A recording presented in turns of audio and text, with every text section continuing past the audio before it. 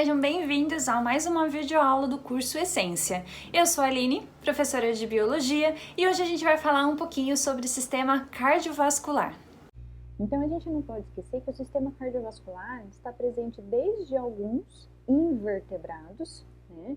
Então, a partir lá dos moluscos, anelídeos, né? A gente já começa a ter a presença de sistema cardiovascular. É lógico que vai ter uma organização, não vai ser tão complexo, vai ser um sistema mais simples, mas ele estará presente, certo? Também a gente vai ter algumas características, né? Entre invertebrados que vão ter hemoglobina, invertebrados que não vão ter hemoglobina, alguns têm sangue vermelho, outros não. Enfim, haverá aí uma série de diferenças nos invertebrados que a gente vai ver em cada classe de invertebrados quando a gente for estudar. Hoje eu vou focar um pouco mais nos vertebrados, né, no qual nós nos encontramos. Então, a gente vai tentar focar um pouquinho mais esse grupo de seres vivos, porque existe muita similaridade entre os grupos de vertebrados que dá para a gente trazer dentro desse contexto aqui do sistema cardiovascular. Nesse primeiro momento, a gente também vai estudar mais a parte anatômica, ou seja, o formato, as características físicas do sistema cardiovascular, os seus componentes, e no segundo momento a gente vai estudar mais a fisiologia, o funcionamento, tudo bem? Para a gente começar a falar de sistema cardiovascular, a gente precisa pensar nas funções dele, né? É um sistema bastante importante para os seres vivos, ele é composto basicamente de coração e vasos sanguíneos, então, dada a função dele, ele é estruturalmente simples, né? Poucos componentes, mas ele apresenta uma série de funções interessantes. A primeira que todo mundo vai lembrar, vai saber, é transporte de substâncias. Várias substâncias são transportadas pelo sangue, ou diluídas, né, dissolvidas no sangue, ou a partir de um tipo de transportador. Hormônios, por exemplo, são substâncias que são transportadas pelo sangue de forma livre. Caem na corrente sanguínea e vão sendo conduzidas até as suas células-alvos.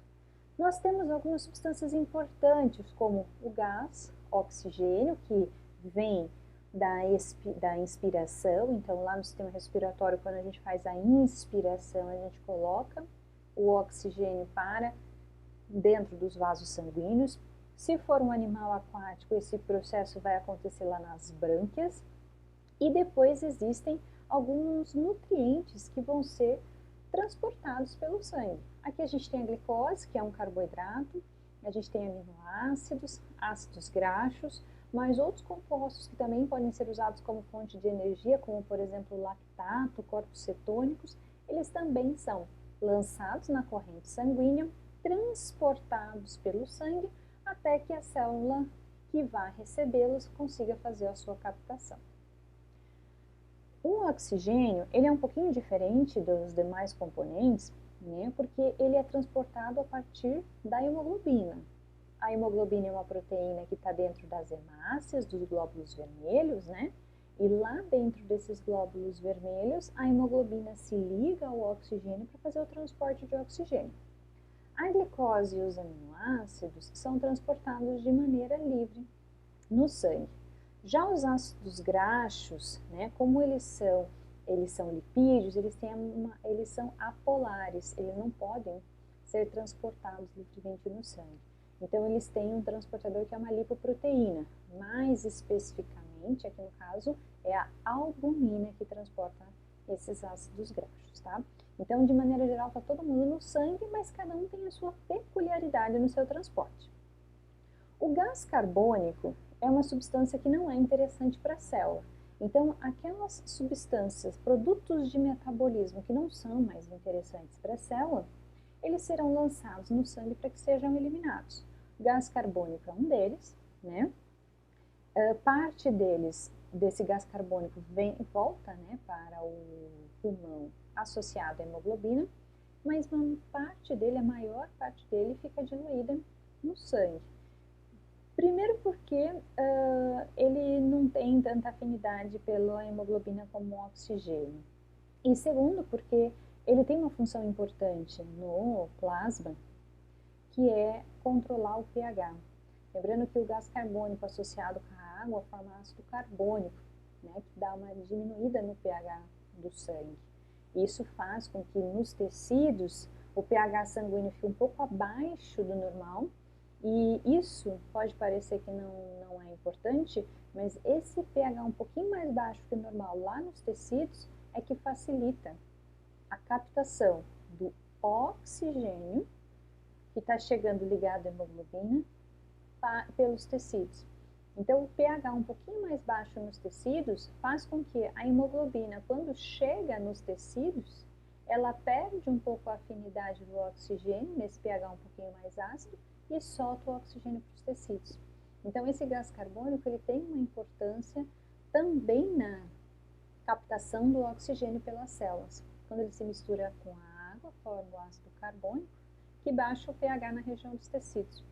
Essa variação no pH faz com que a hemoglobina perca a afinidade pelo oxigênio e ela solta o oxigênio para os tecidos. Tá? Então, ele tem essa função ali a mais. Outros produtos de metabolismo, como a ureia e a creatinina, né, que são produzidos a partir da degradação de aminoácidos, eles também são lançados na corrente sanguínea, capturados pelos rins, e esses compostos vão ser lançados, então, para fora do corpo, vão ser excretados junto com a urina. Outra função não muito comum, mas também bastante importante do sistema cardiovascular, é a regulação da temperatura corporal. O tecido adiposo, ele se empenha no fato de aquecer, manter o corpo aquecido, então liberar calor. E esse calor aquece o sangue.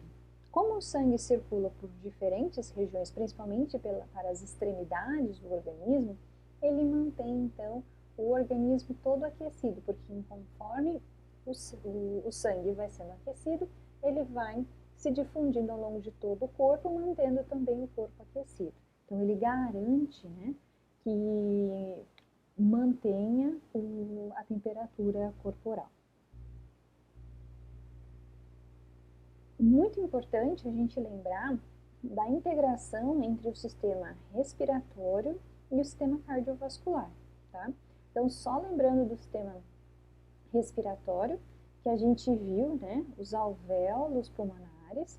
Então, esses alvéolos pulmonares é onde o ar do pulmão, né, entra. Então, esse ar fica aqui nesses alvéolos e esse ar tem uma concentração maior de oxigênio do que os vasos sanguíneos. Como ele tem uma concentração maior de oxigênio, o oxigênio se difunde, passa dos alvéolos para os vasos sanguíneos. Por quê? Porque há uma maior concentração de oxigênio no alvéolo do que nos vasos. Então, o oxigênio vai passar do meio mais concentrado para o meio menos concentrado na tentativa de diminuir essa diferença de concentração. A mesma coisa acontece com o gás carbônico. Só que o gás carbônico está em maior concentração nos vasos sanguíneos e não nos alvéolos. Então, o gás carbônico que tem maior concentração nos vasos sanguíneos vai se difundir para os alvéolos, porque ele está indo do meio mais concentrado para o meio menos concentrado, na tentativa de diminuir essa diferença de concentração. Dessa forma, o gás carbônico é removido do sangue, enquanto que o oxigênio é colocado. A gente não pode esquecer que o sangue que chega nos alvéolos, ele está vindo do corpo. Então, ele está vindo cheio de gás carbônico, rico em gás carbônico. Esse sangue rico em gás carbônico é chamado de sangue venoso. Então, o que caracteriza sangue venoso é o sangue rico em gás carbônico e pobre em oxigênio. Esse sangue não corre só em veias, do mesmo jeito que o arterial não corre só em artérias. Isso foi um conceito antigo em que achava-se que o sangue arterial só corria em artérias e o sangue venoso só corria em veias.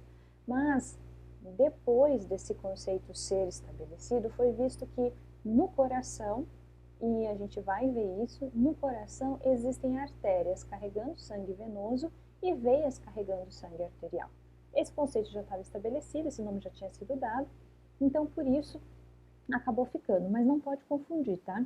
O sangue rico em oxigênio é chamado de sangue arterial e o rico em gás carbônico é chamado de sangue venoso.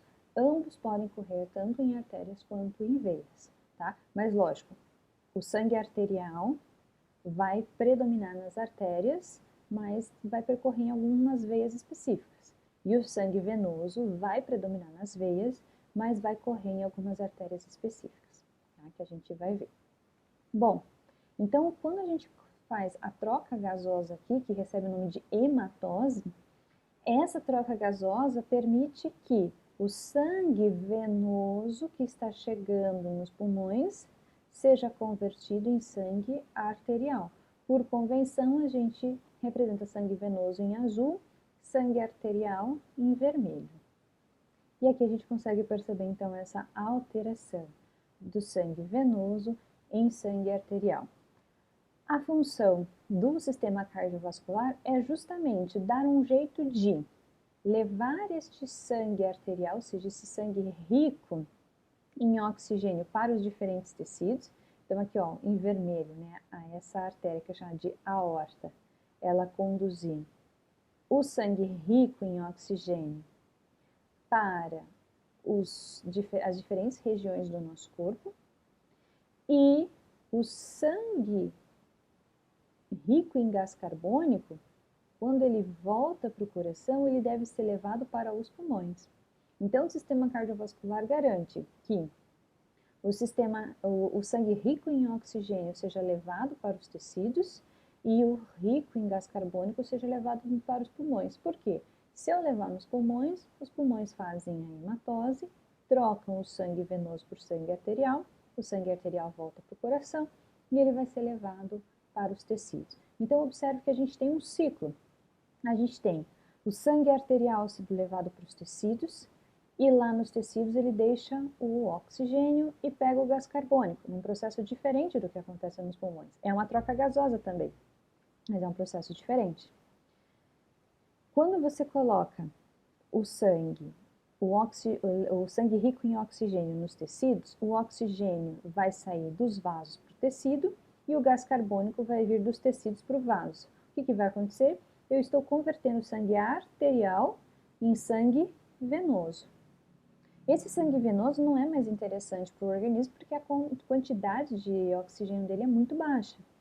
Então, esse sangue venoso volta para o coração bombear este sangue para os pulmões. Lá nos pulmões, esse sangue venoso é oxigenado, ou seja, ocorre a hematose, a conversão do sangue venoso em sangue arterial. Dessa forma, o sangue arterial volta para o coração para que ele possa ser bombeado para o corpo. Então, a gente tem dois tipos de circulação. A gente tem a circulação que é coração, corpo, coração. E depois a gente tem coração, pulmão, coração.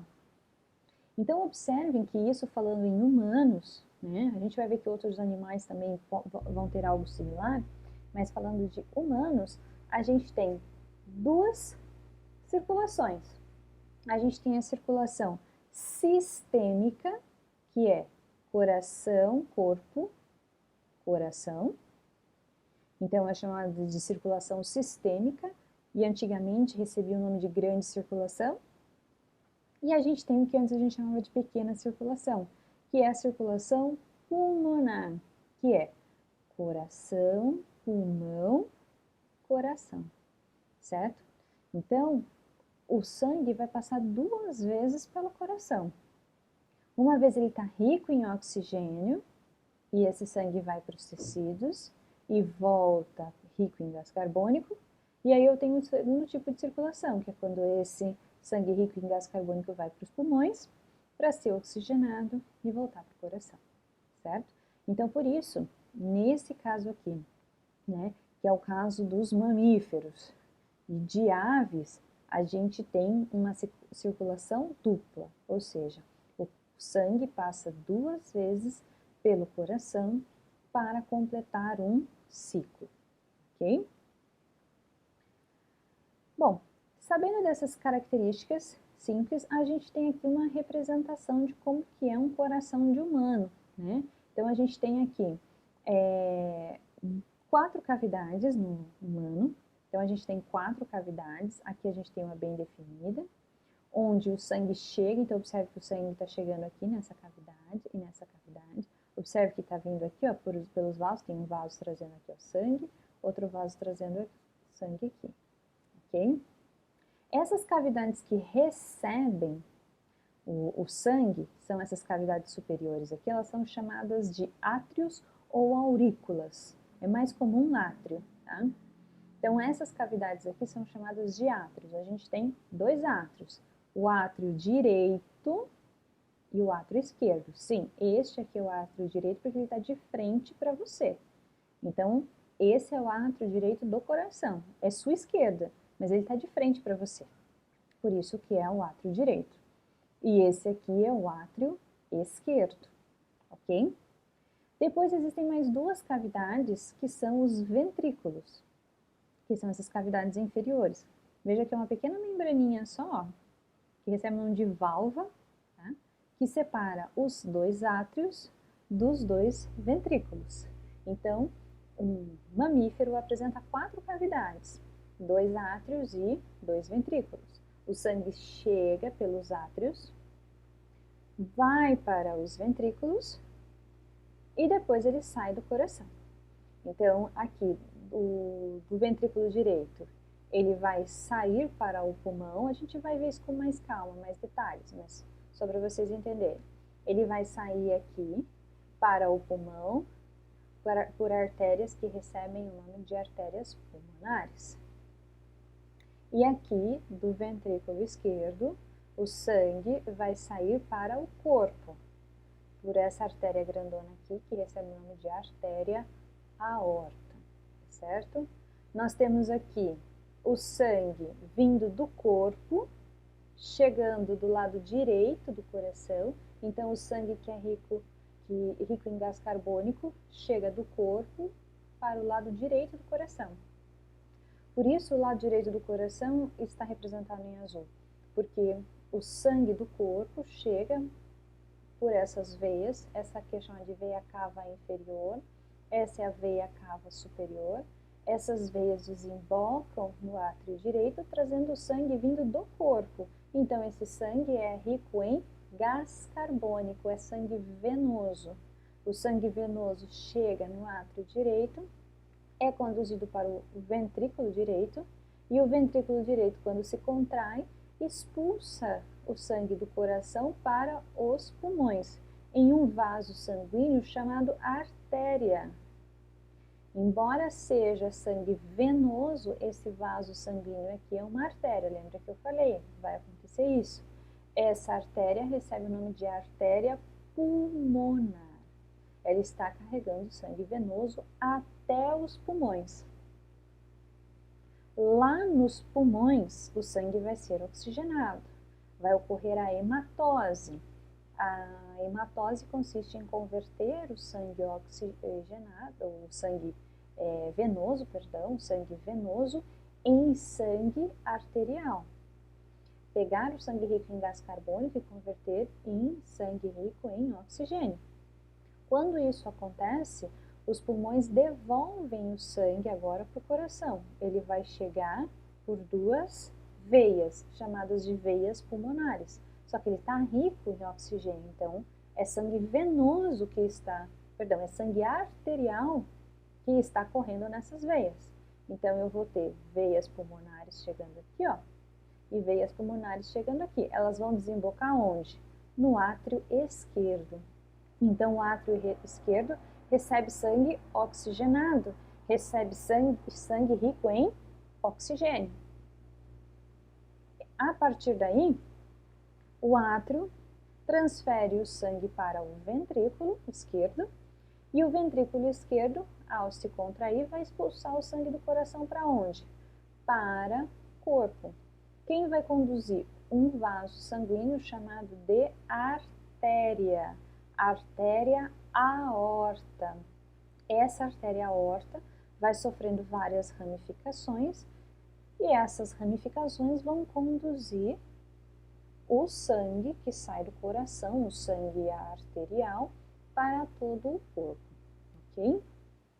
Então, diante disso, a gente vê que tem veias conduzindo sangue arterial, a gente tem artérias conduzindo sangue venoso. Então, o que vai caracterizar? Como que eu posso definir artérias e veias? Veias são todos os vasos sanguíneos que vão chegar ao coração. E artérias são todos os vasos sanguíneos que vão partir do coração.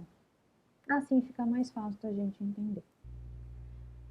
Nesse esquema, a gente consegue perceber o quanto o coração é uma bomba, né? Uma bomba propulsora. Ela vai se contraindo e conforme ocorrem essas contrações, ocorre a expulsão do sangue para o pulmão ou para o corpo. Isso só é possível porque o sangue é formado por um músculo. Uma musculatura específica que é a musculatura estriada cardíaca.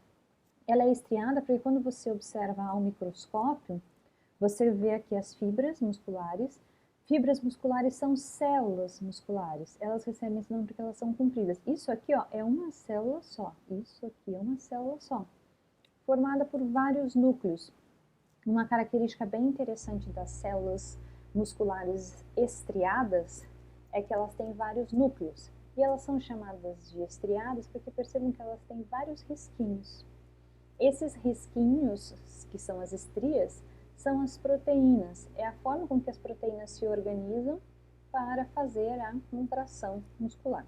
Tá? Existe o estriado esquelético, que é o músculo no qual a gente consegue realizar os nossos movimentos, e existe o estriado cardíaco, que é este que preenche o coração. Ainda existe o liso, que reveste alguns órgãos, como os órgãos do sistema digestório, certo?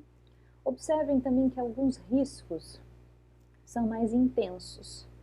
Tá? Então, aqui eu tenho uma fibra, uma célula muscular, e aqui eu tenho outra célula muscular. Esses riscos entre as células musculares são chamados de discos intercalares. Eles permitem a comunicação, a junção e a comunicação entre as células. Por quê? Quando elas receberem a informação que elas têm que se contrair, todas têm que se contrair juntas. Não dá para diferentes células no coração, cada uma se contrair na hora que quiser. Existe um ritmo, né? Um compasso. Então, para que esse compasso seja mantido, as células mantêm um forte contato para que essa informação consiga ser passada de forma igual para todas as células, sem que haja perda da informação. Porque se cada célula quiser contrair em um tempo diferente, a gente tem o que a gente chama de arritmia cardíaca. O coração começa a bater de forma descompassada, descontrolada, e isso não é saudável. Bom, aqui a gente tem um esquema, né, de como as veias e artérias se distribuem ao longo do corpo, tá? Mas aquilo que a gente já falou. As veias são tudo aquilo que chegam ao coração e as artérias são todos os vasos que partem do coração.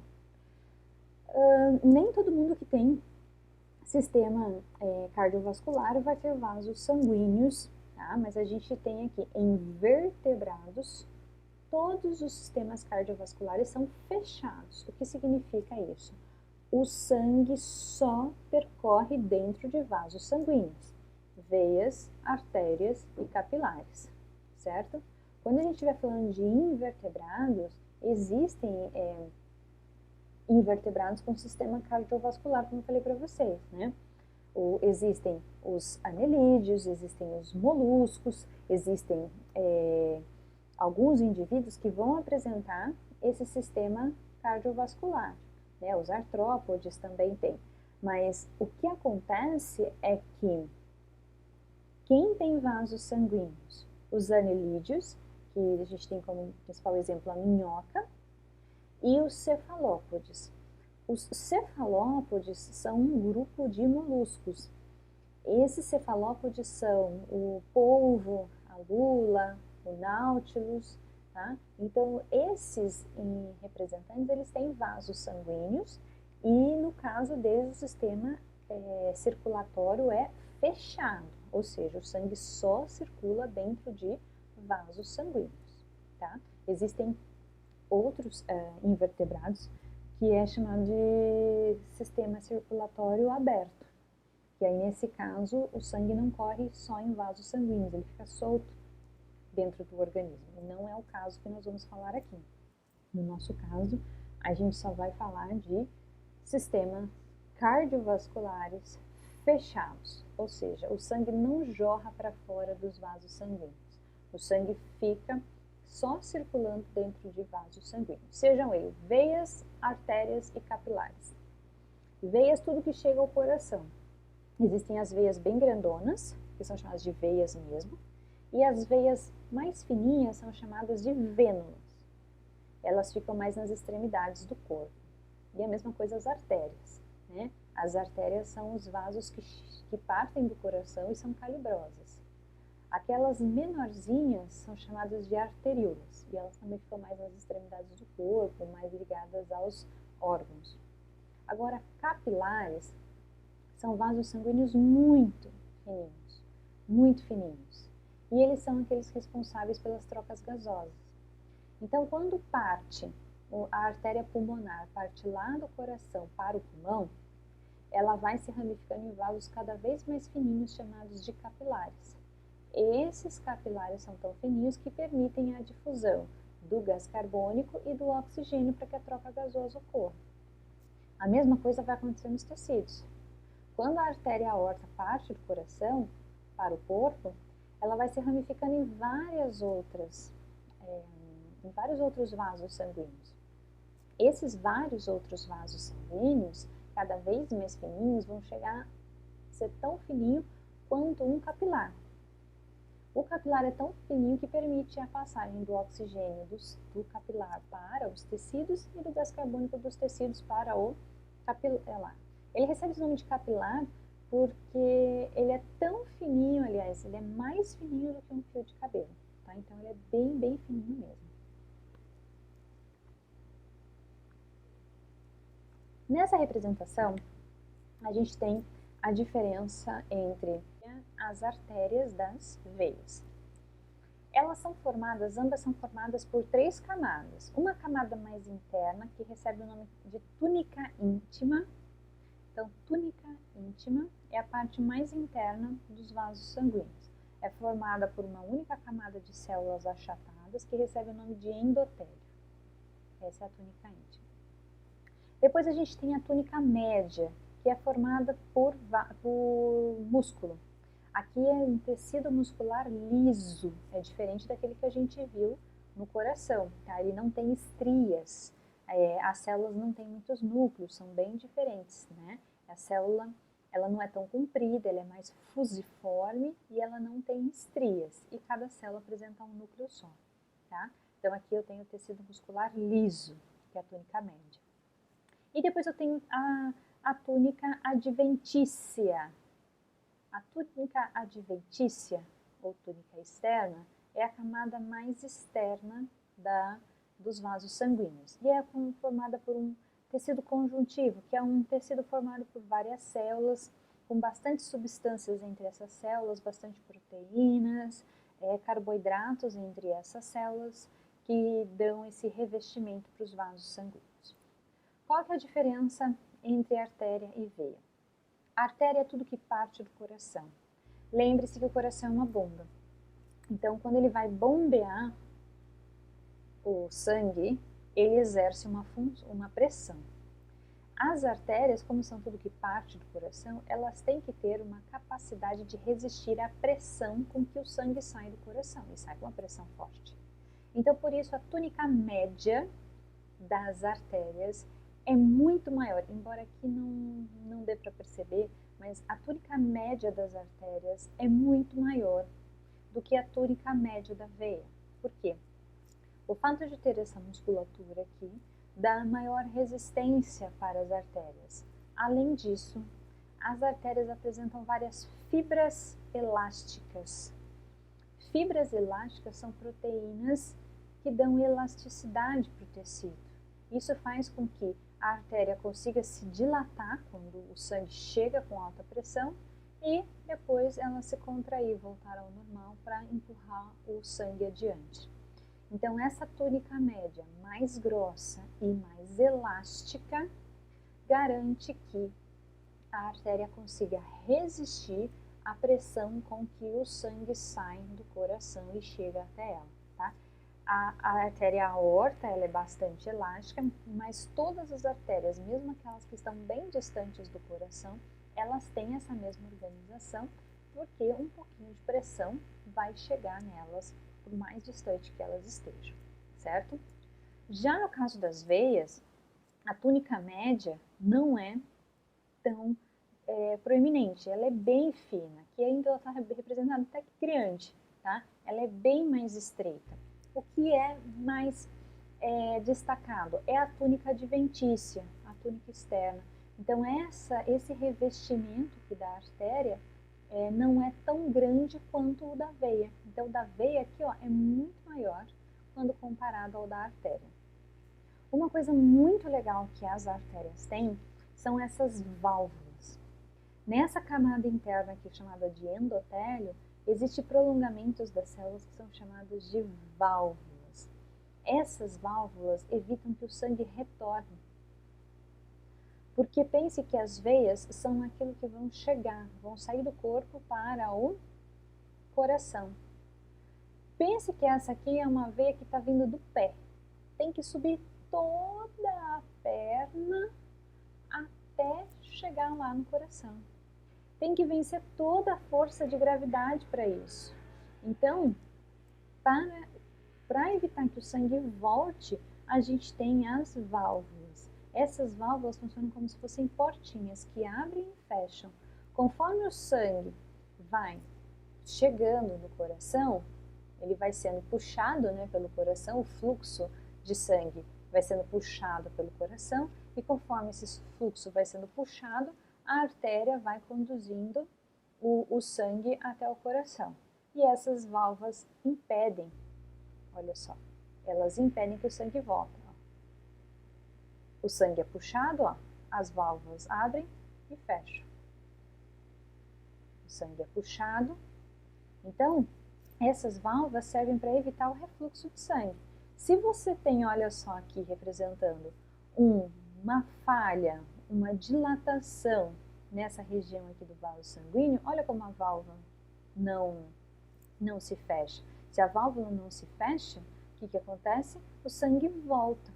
E o sangue voltando, ele vai causar então esses inchaços, essas varizes, problemas de circulação. Tá? Então, só para vocês verem de novo. O sangue vai sendo puxado, tá vendo? Ó, ela evita. Quando o sangue é puxado, a força do puxar, né, quando o coração contrai, ele puxa o sangue. Perdão, quando o coração relaxa, ele puxa o sangue e o sangue sobe. Vou voltar só um pouquinho. O coração relaxa, ele puxa o sangue e as válvulas se abrem. Quando o coração contrai, ó, as válvulas relaxam e evitam o refluxo de sangue. Então, isso aqui é extremamente importante para evitar o refluxo de sangue. E isso aqui só é encontrado onde? Em veias. Porque por mais que eu tenha artérias que estejam indo contra a gravidade, a vantagem que as artérias têm é a pressão do coração. Então, elas não vão precisar exercer nenhuma atividade para evitar que o sangue desça quando ele tem que subir, tá? E por isso que as artérias têm a pressão, e como as veias não têm a pressão, elas têm essas válvulas. A gente tem um corte bem pequenininho, né, mostrando a artéria e uma veia. A coloração é uma coloração artificial, isso aqui não é real, certo? Então aqui é um corte de tecido muscular de algum animal, deve ser ou é de rato ou é de camundongo, certo? E a coloração é artificial. Aqui é um corte transversal, então pense que eu tenho o vaso sanguíneo e ele foi cortado transversalmente. Então aqui eu tenho a vista de cima, olha, de uma artéria e de uma veia. Observem o quão grossa é a camada da artéria, né, as camadas da artéria, quando comparada às da veia. Então aqui eu tenho a túnica íntima em roxinho aqui, ó, a túnica média, que é a muscular e rica em fibras elásticas, e a túnica adventícia, que é só um tecido aqui de revestimento da artéria. E agora, se você observar a veia, você tem aqui, ó, a túnica íntima, bem, aqui, ó, túnica íntima. A túnica média, ó, é bem fininha, é isso aqui, ó, só de túnica média, ó. E depois eu tenho a túnica adventícia. Isso daqui, tá? Então, se vocês perceberem, a estrutura da artéria é muito mais calibrosa do que a estrutura de uma veia, certo? Aqui dentro, esses vermelhinhos são as hemácias. Isso daqui são artérias, são veias, e aqui eu tenho um capilar, ó. Isso aqui é um capilar. O capilar, ele não tem túnica média, íntima e adventícia, não tem. Ele é formado por apenas por essa camada interna aqui. É chamado de endotélio, uma camada bem fininha de células. Só isso, ele é uma camada fina de células. Tá? Olha o tão fininho que ele é. Tá? Isso aqui deve estar aumentado em 400 vezes, mais a ampliação aqui, né, da imagem no computador. Então, ela está muito ampliada. Bom, quem circula nos nossos vasos sanguíneos é o sangue. E o sangue, ele tem uma composição bastante complexa, tá? Então, aqui a gente tem uma amostra de sangue, quando a gente coleta sangue, a gente vê lá, né, vermelhinho no tubo, e depois que a gente centrifuga em uma alta rotação, a gente vê 3 regiões do nosso sangue. Então, ele passa a ter 3 camadas, ou seja, 3 substâncias com composições e densidades diferentes. A gente sabe que no nosso sangue ele vai ter várias coisas misturadas, né? Então a gente sabe principalmente que tem as hemácias, que são chamadas de glóbulos vermelhos. Mas lá ela vai estar misturada com vários outros componentes que no processo de centrifugação eles se separam. Esses componentes são o plasma, os glóbulos brancos e os glóbulos vermelhos. Então o plasma é a parte líquida do nosso sangue que é rica em água e nutrientes, sais minerais, que compõem mais ou menos 55% do volume do nosso sangue. Essa camada aqui intermediária, né, de densidade intermediária, são os glóbulos brancos e as plaquetas. Os glóbulos brancos são células de defesa no nosso corpo, né? São células que são responsáveis por reconhecer corpos estranhos, substâncias estranhas no nosso corpo e criar um mecanismo de defesa, certo? E as plaquetas são fragmentos de células que estão envolvidas no processo de cicatrização. Então, todos esses componentes ocupam cerca de 4% do volume do sangue. E por último, porém não menos importante, a gente tem as hemácias, eritrócitos, glóbulos vermelhos, que compõem 41% do sangue e eles têm como função o transporte de oxigênio. Dentro deles existe a hemoglobina, que é uma proteína, e essa hemoglobina se liga ao oxigênio para fazer o transporte, tá bom? Lembrando que a gente conhece as hemácias nesse formatozinho aqui sem núcleo, mas esse formatozinho sem núcleo aqui está presente apenas em mamíferos. Todas as demais células hemácias, né, de outros animais, de outros vertebrados, todas elas são nucleadas, apresentam núcleos. Só dos mamíferos que não têm, acredito que seja uma questão evolutiva para economizar espaço e para transportar oxigênio de forma mais eficiente. Uma coisa bem interessante do sangue é que existem diferentes tipos sanguíneos, que a gente chama de polimorfismo. Esses polimorfismos são variações genéticas que determinam características diferentes sem causar nenhum prejuízo para nenhum dos indivíduos que tem qualquer uma dessas características.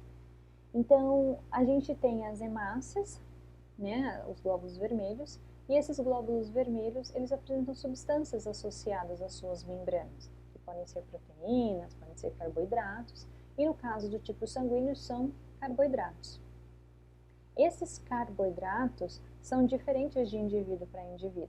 Então, existem os indivíduos que têm um determinado tipo de carboidrato, que recebe o nome de tipo sanguíneo A. Existem outros indivíduos que têm outro tipo de carboidrato que recebe o nome de tipo sanguíneo B. E existe ainda indivíduos que têm os dois tipos de carboidratos na membrana das hemácias. Então ele é chamado de tipo sanguíneo AB. Ele tem tanto esse quanto esse. Então ele é chamado de tipo sanguíneo AB. E existem também os indivíduos que não têm esses carboidratos. E por isso eles são chamados de tipo sanguíneo O, que vem de zero, né? E é porque eles não têm nenhum desses carboidratos. A gente tem aqui uma representação, então aqui é a membrana da hemácia, né? Lembra que ele é uma bicamada de lipídios. E associado a ela a gente tem uma sequência de carboidratos. Uma glicose, observem que sempre vai ser essa sequência. Uma glicose, uma galactose, um acetilgalactosamino, tá? É um tipo diferente aí de monossacarídeo, e uma galactose, ligada a uma frutose. Então, isso daqui todo mundo tem. Esse oligosacarídeo aqui, todo mundo tem nas membranas de suas hemácias. Uma glicose, galactose, acetilgalactosamina, galactose ligada à frutose. Pronto, todo mundo tem.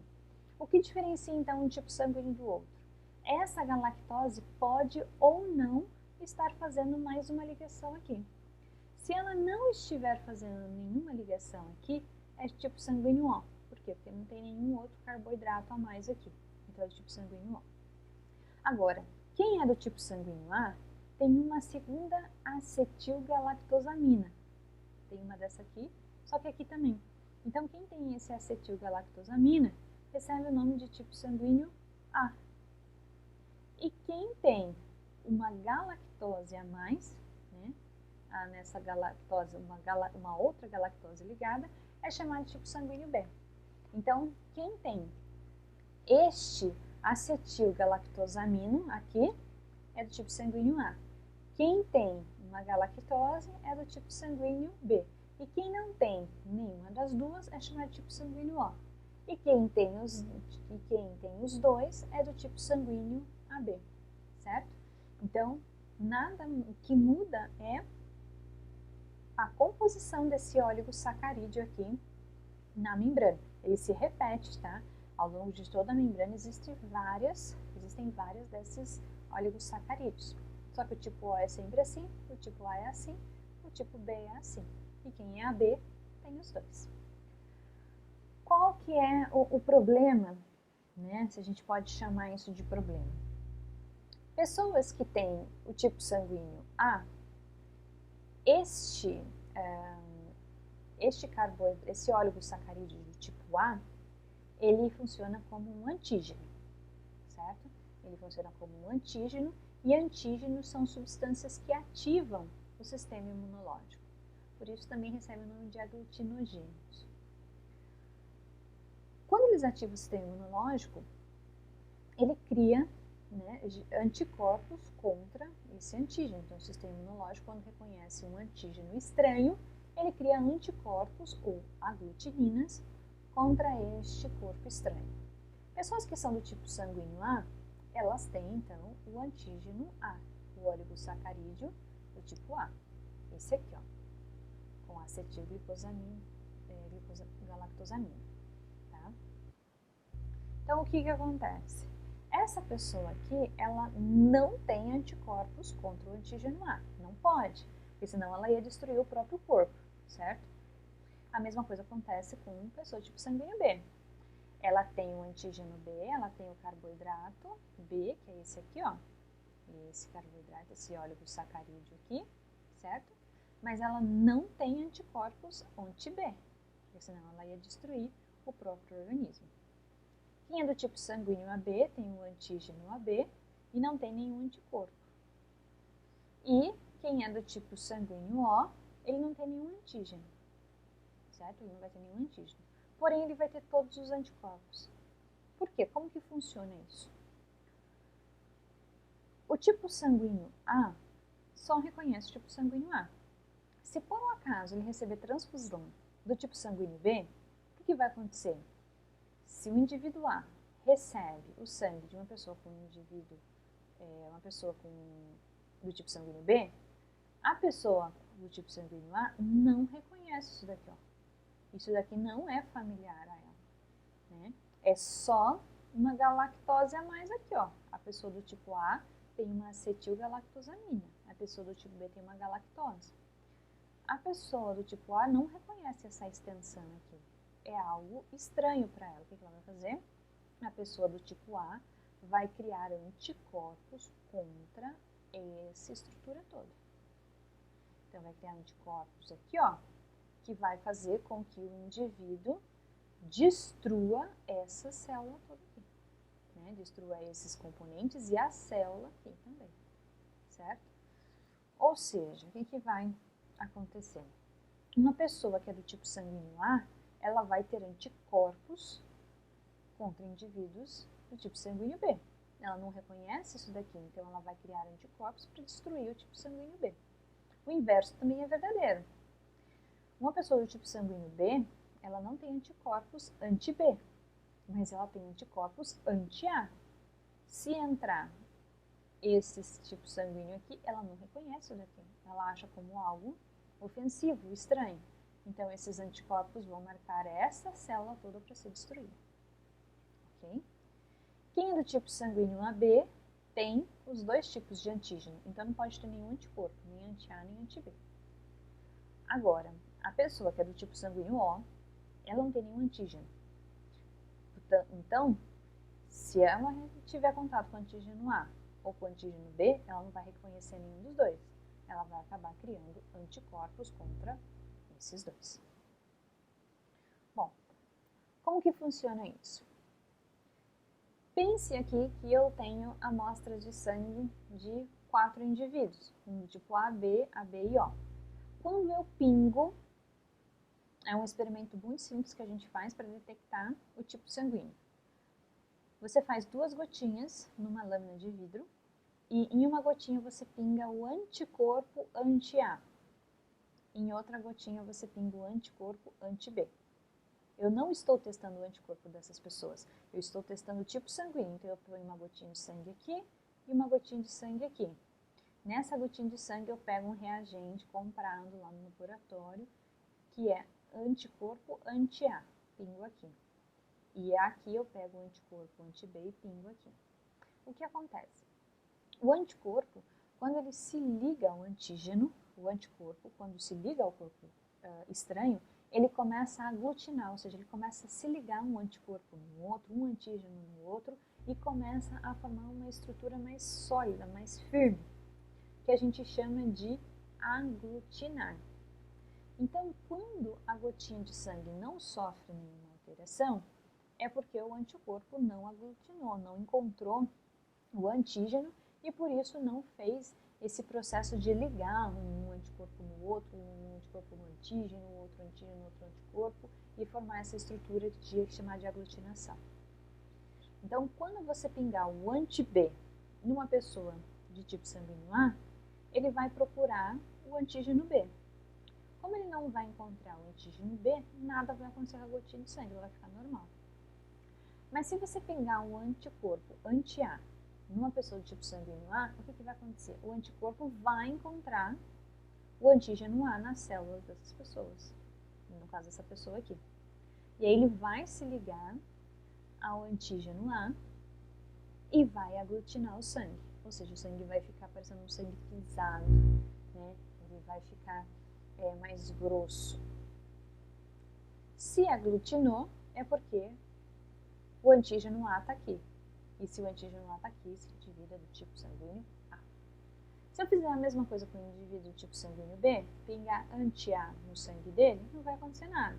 Porque o anticorpo anti-A não vai encontrar nada, nenhuma reação vai ocorrer. Agora, se eu pingar anti-B numa pessoa do tipo sanguíneo B, o que vai acontecer? O anticorpo vai achar o antígeno, vai reagir com o antígeno e vai aglutinar o sangue. O que acontece com uma pessoa que é do tipo AB? O A vai aglutinar e o B vai aglutinar. Por quê? Porque ela tem tanto o antígeno A quanto o antígeno B. O anticorpo anti-A vai achar o A, o anticorpo anti-B vai achar o B e vai aglutinar. E se for uma pessoa do tipo sanguíneo O, como ela não tem nenhum antígeno, não vai acontecer nada. Então, não vai aglutinar nem o A e nem o B. Ok? Aqui um quadrinho só para a gente representar, para vocês entenderem como funciona. Tá? O tipo sanguíneo, uma representação de como que seria, né? O tipo sanguíneo A, o B, o AB tem as duas características, o O não tem nenhum. Qual é o anticorpo? Qual que é o anticorpo que a pessoa do tipo sanguíneo A tem? Ela vai ter o anti-B, porque se ela é A, ela não reconhece o B. A pessoa do tipo B não reconhece o A, então ela vai ter o anti-A. Quem tem AB tem os dois aglutinogênios. Ela vai ter os dois antígenos. Então, ela não pode ter nenhum anticorpo, que é o oposto da pessoa do tipo sanguíneo O. A pessoa do tipo sanguíneo O, como ela não tem nenhum aglutinogênio, como ela não tem nenhum antígeno, o que ela vai fazer? Ela vai criar anticorpos anti-A e anti-B, certo? Bom, por hora, vocês são capazes de responder 3 exercícios, tá? Sugiro que vocês deem um intervalo e tentem responder os exercícios da apostila de números 6, 7 e 12 antes da gente continuar. E agora que você já fez os exercícios, a gente vai continuar. Agora a gente vai entender um pouquinho como que é o sistema cardiovascular nos diferentes vertebrados. Então a gente sabe que dentre os vertebrados a gente tem os peixes, os anfíbios, répteis, aves e mamíferos. Eles apresentam várias características morfológicas, fisiológicas diferentes, habitam ambientes diferentes, têm alimentações diferentes, respiração diferente e por isso o sistema cardiovascular deles também vai ser diferente. Lembrando que os peixes são os mais simples dos vertebrados, né, sendo aí considerado o primeiro grupo dos vertebrados verdadeiros, né, sem ser os outros cordados que não têm um esqueleto, tá? Então a gente tem aí os peixes, depois seguindo dos anfíbios, répteis, aves e mamíferos. Então a complexidade vai sendo crescente em cada um desses grupos. Começando com os peixes, a gente precisa lembrar então que os peixes são dos vertebrados os mais simples, eles fazem a respiração por brânquias e o coraçãozinho deles é bem simples. O coração deles, diferente do coração de um mamífero, ele é formado apenas por um átrio, que aqui no slide está representado por aurícula, tá? Que é outro nome do átrio. Está representado por um átrio e um ventrículo. Observem que existe apenas um único átrio e apenas um único ventrículo. Por isso, a circulação destes indivíduos vai ser simples. Observem que aqui à esquerda da figura a gente tem os capilares sistêmicos, ou seja, os capilares que estão lá nas células do organismo, lá nos tecidos do peixe. Lá nos tecidos, o que está acontecendo? O sangue está capturando o gás carbônico e deixando o oxigênio. Então, ele está se transformando num sangue arterial em sangue venoso.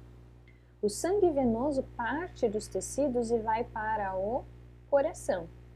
Chega no átrio do coração, o átrio bombeia para o ventrículo e o ventrículo vai bombear para as brânquias.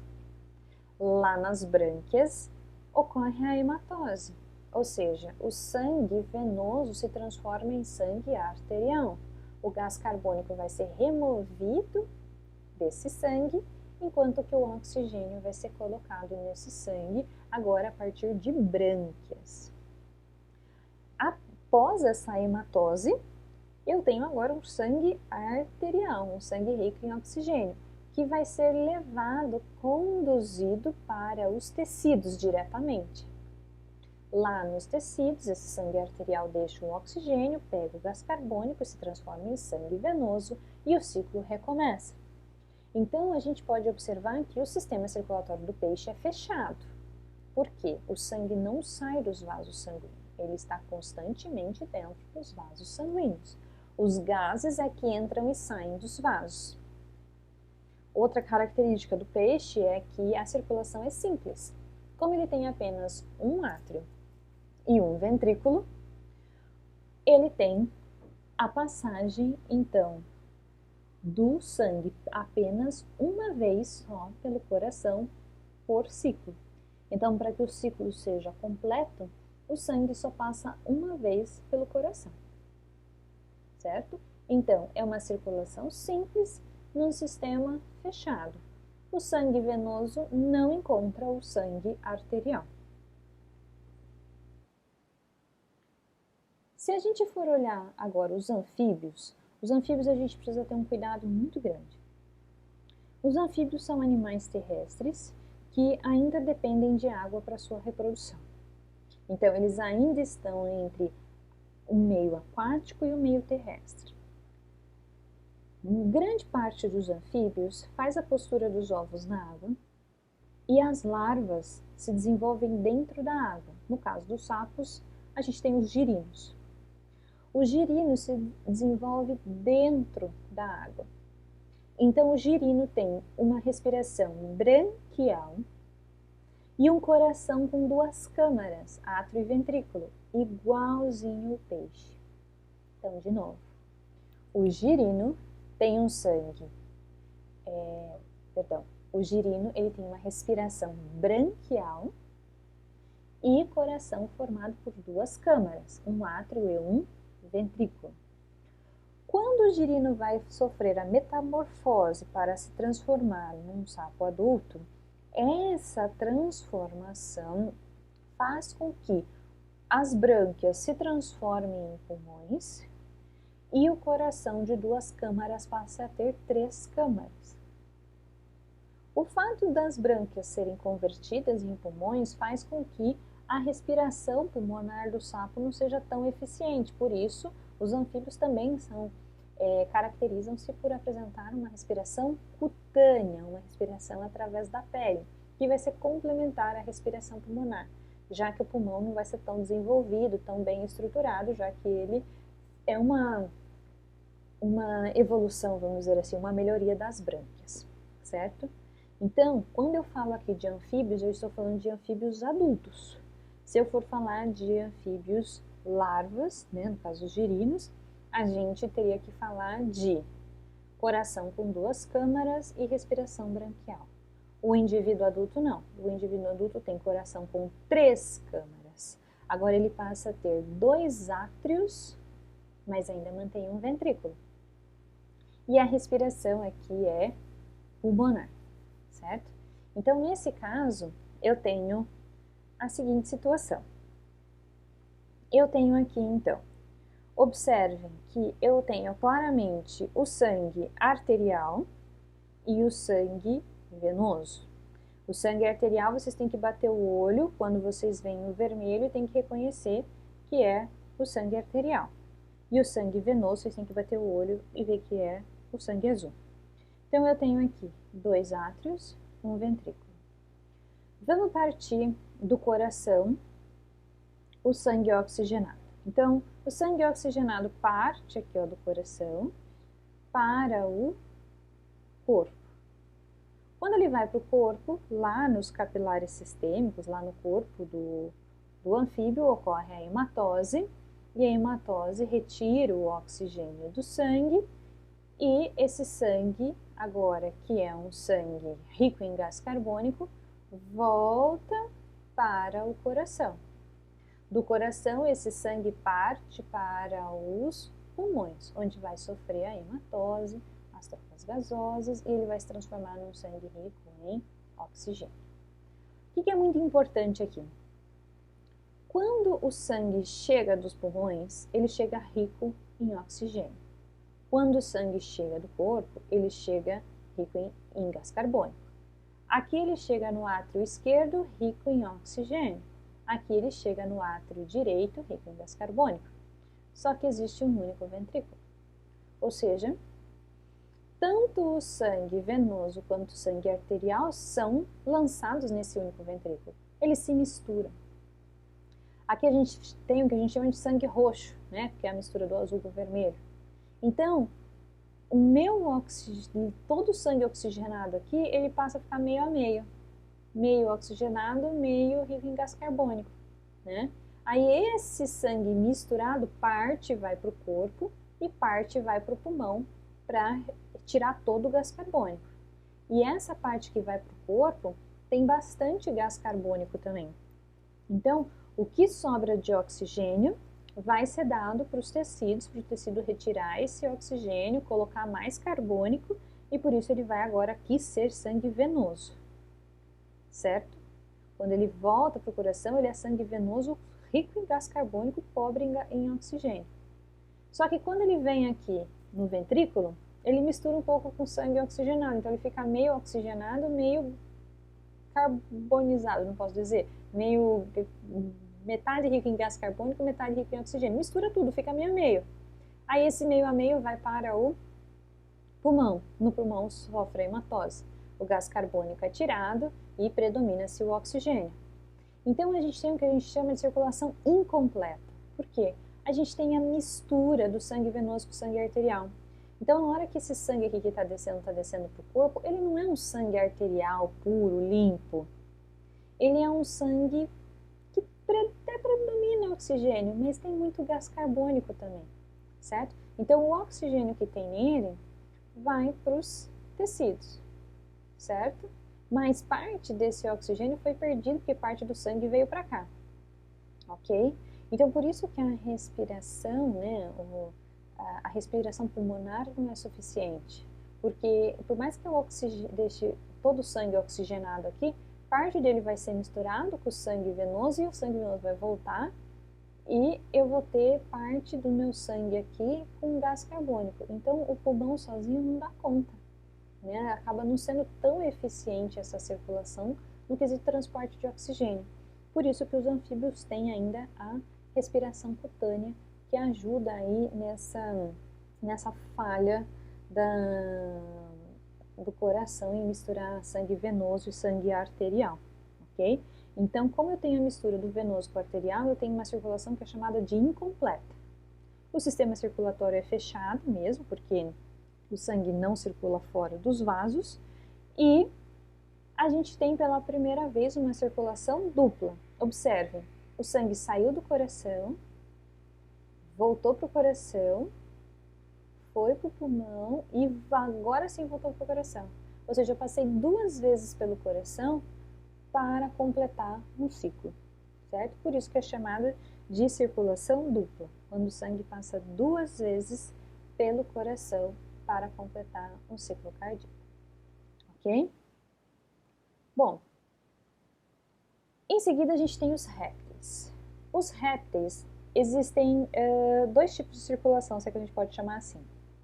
Primeiro a gente tem que lembrar que os répteis têm os quelônios, né, em que estão os jabutis, as tartarugas, e existem os escamados, né, onde estão as serpentes, e por último existem os crocodilianos, né, onde estão os jacarés, crocodilos, aligatores e tudo mais. Tirando os crocodilianos, ou seja, os escamados e os quelônios, tem esse tipo de circulação aqui, tá? Então desse lado esquerdo aqui. E do lado direito está representando a circulação dos répteis crocodilianos. O que diferencia? O ventrículo. No caso dos não crocodilianos, é um ventrículo único. No caso dos crocodilianos, eu tenho uma divisão bem definida.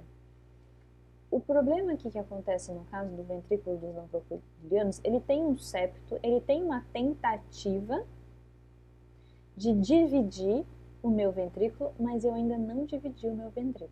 Eu ainda tenho um único ventrículo. No caso dos crocodilianos, eu tenho uma divisão bem definida do meu ventrículo. Então, eu passo a ter 4 câmaras. Eu tenho o ventrículo direito e o ventrículo esquerdo. O único problema é que essa divisão não se estende até os vasos sanguíneos. Na hora que o sangue vai sair do ventrículo direito e vai sair do ventrículo esquerdo, eles se misturam nos vasos. Então, quase deu certo, tá? Aqui, o sangue venoso e arterial se misturam no ventrículo, que tem uma tentativa de divisão, mas ainda não é eficiente. Já nos crocodilianos eu tenho o ventrículo bem definido. Só que na hora que os vasos vão sair dos dois ventrículos, eles acabam se encontrando aqui na saída. Então eu acabo misturando o sangue venoso com o sangue arterial do mesmo jeito. Então, a gente tem essa diferença dentro dos répteis, certo? Então, no caso dos répteis não crocodilianos, eu tenho 3 câmaras, 2 átrios e um ventrículo. Vai funcionar igualzinho que a gente viu nos anfíbios. Eu tenho o sangue vindo do corpo rico em gás carbônico, o sangue vindo dos pulmões rico em oxigênio, só que eles se misturam no ventrículo. E aí, na hora que eles saem misturados, que é o que a gente chama de sangue roxo, tá certo? No caso do réptil crocodiliano, eu tenho uma divisão clara do ventrículo. Eu tenho o ventrículo direito e o ventrículo esquerdo. Então, dentro do coração, eu não tenho mistura do sangue venoso com o sangue arterial. Não tenho essa mistura. Só que na hora que ele vai sair, é um vaso só que tira, né? Na verdade, não, são 2 vasos, mas o início desses vasos é único, né? E aí eu acabo tendo a mistura do sangue venoso do sangue arterial, que aqui representa um sangue roxo, certo? Então, quando esse sangue sai do coração, ele sai misturado, metade venoso, metade arterial, tá certo? Então, ainda nos répteis, independente se é crocodiliano ou não, ainda eu tenho uma circulação incompleta, porque eu ainda tenho mistura de sangue venoso com sangue arterial. É uma circulação dupla, porque nos 2 casos o sangue passa 2 vezes pelo coração para completar um ciclo, e é a circulação fechada, porque o sangue não sai dos vasos sanguíneos, ele só circula dentro dos vasos sanguíneos. O que nós temos como novidade evolutiva, então? Os répteis crocodilianos apresentam 4 câmaras no coração. Os não crocodilianos ainda apresentam 3, iguais aos anfíbios, tá? Mas os crocodilianos já apresentam 4. A mistura de sangue venoso arterial ocorre na saída do sangue dos ventrículos, que acaba se misturando. Por último, porém não menos importante, a gente tem aqui as aves e os mamíferos. As aves e os mamíferos têm a circulação praticamente igual, tá? Agora, a gente tem 4 câmaras, 2 átrios e 2 ventrículos, muito bem definidos. Os répteis já tinham, né? 2 átrios e 2 ventrículos. Então, aqui nós temos 2 átrios e 2 ventrículos muito bem definidos. A diferença é que na hora que o sangue vai sair dos ventrículos, eles saem por vasos sanguíneos diferentes, de forma que o sangue arterial não se mistura em momento algum com o sangue venoso. Então, pela primeira vez, nas aves, né, depois nos mamíferos, a gente tem a circulação completa. Ou seja, o sangue venoso não se mistura com o sangue arterial. Por quê? Eu tenho o átrio esquerdo, ventrículo esquerdo. O sangue do ventrículo sai para uma artéria, chamada de artéria aorta, que está próxima, mas porém não tem nenhuma junção da artéria pulmonar, que é aquela que sai do ventrículo direito, certo? Então, em nenhum momento eu tenho a junção entre o sangue venoso e o sangue arterial. Por isso que é chamada de circulação completa. Ela é uma circulação dupla, porque, olha, eu estou aqui no ventrículo esquerdo. Então, ó, mandei o sangue para o corpo deixou o oxigênio, pegou o gás carbônico. Então, o sangue arterial se transformou em sangue venoso. Sangue venoso volta para o coração, átrio direito, ventrículo direito. Parte para o pulmão, faço aqui a hematose no pulmão, de sangue venoso passou sangue arterial. Volta átrio ventrículo. Ou seja, eu tive que passar 2 vezes pelo coração para completar um ciclo. Por isso que é chamado de circulação dupla. É um sistema circulatório fechado, porque não apresenta sangue circulando fora dos vasos.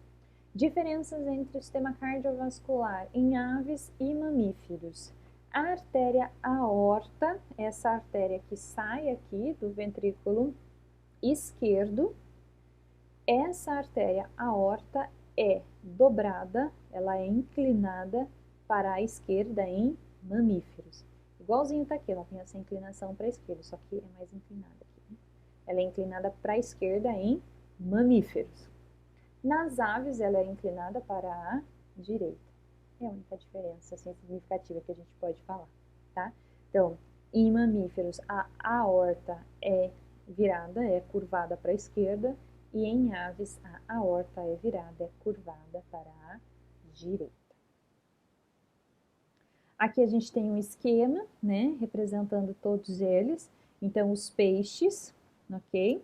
Eu tenho apenas um único átrio e um único ventrículo. O sangue venoso e o arterial não se encontram, certo? E aí eu tenho o ciclo simples. O sangue passa uma vez só pelo coração para completar o ciclo. Nos anfíbios apareceu pela primeira vez dois átrios, então agora eu posso ter dois átrios e um ventrículo. Nos répteis, esse ventrículo tem um septo, né, que inicia a divisão entre eles, mas o sangue venoso e o arterial ainda se misturam. Então, por isso, nos anfíbios e répteis, a circulação ainda é tida como incompleta devido a essa mistura, né, do sangue venoso com o sangue arterial. E nos crocodilianos ocorre a mesma coisa. A única diferença é que essa mistura ocorre fora do coração. Ocorre nos vasos sanguíneos que partem do coração e não no coração. Por quê? Os crocodilianos agora têm 4 câmaras. Né? Eles passam a ter agora como novidade 2 átrios e 2 ventrículos. E quando a gente chega em mamíferos, já com as 4 câmaras muito bem definidas, o que faltava era dividir muito bem os vasos sanguíneos de forma que o sangue não se misturasse, que foi o que aconteceu nas aves e isso se passou para os mamíferos.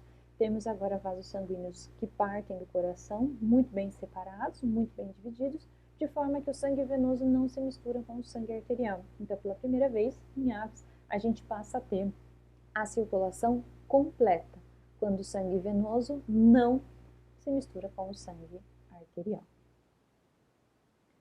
Bom, pessoal, por hoje é isso com relação ao sistema cardiovascular. Esse primeiro momento a gente encerra por aqui. Agora vocês tentem fazer os exercícios 1, 4, 10 e 13, tá certo? Bons estudos para vocês e até a próxima!